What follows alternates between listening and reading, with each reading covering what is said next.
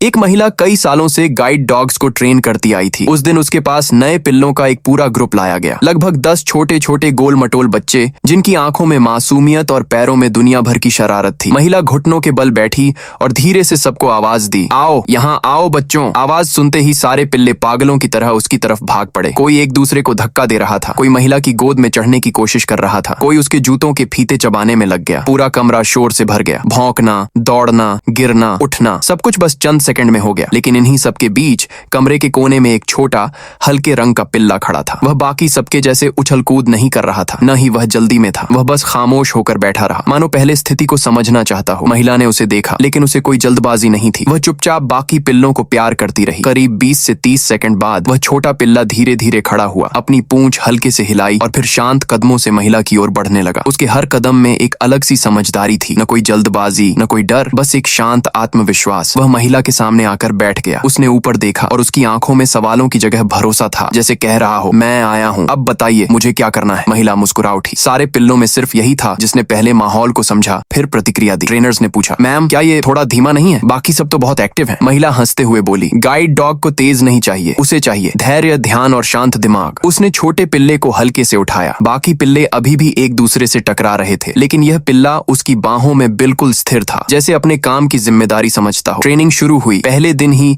जब बाकी पिल्ले रस्सी चबाते रहे, ये छोटा पिल्ला चुपचाप बैठकर समझता रहा कि महिला उसे क्या सिखा रही है। दिन बीतते गए। वह रास्ते पहचानना सीख गया, आवाजें समझना सीख गया, खतरे में रुकना और साफ रास्ता देखकर आगे बढ़ना। जहां दूसरे पिल्लों को एक कमांड सीखने में 2-2 हफ्ते लगते, ये पिल्ला सिर्फ 2 दिन में समझ जाता। कभी कभी वह गलती करता, लेकिन हर गलती के बाद वह चुपचाप बैठ जाता, जैसे खुद सोच रहा हो, मैंने कहाँ गलत किया। महिला हर दिन उससे और ज्यादा जुड़ती गई। उसे एहसास हो गया था कि यह पिल्ला सिर्फ ट्रेनिंग नहीं ले रहा, बल्कि अपने काम को समझ रहा है। कई महीनों बाद फाइनल टेस्ट का दिन आया। शोर शराबे भरी सड़क, लोग, गाड़ियां, हॉर्न, हर तरफ हलचल थी। लेकिन यह छोटा पिल्ला एक भी पल नहीं घबराया। वह बिल्कुल शांत रहा, महिला के हर इशारे को ध्यान से देखता हुआ सही रास्ता चुनता गया। और जब टेस्ट खत्म हुआ, पूरी टीम हैरान थी। जिसे सब धीमा समझ रहे थे, वही पिल्ला सबसे स्थिर, सबसे समझदार और सबसे भरोसेमंद निकला। महिला ने उसके सिर पर हाथ फेरते हुए कहा, धीमा नहीं, तुम तो बस सबसे ज्यादा समझदार थे।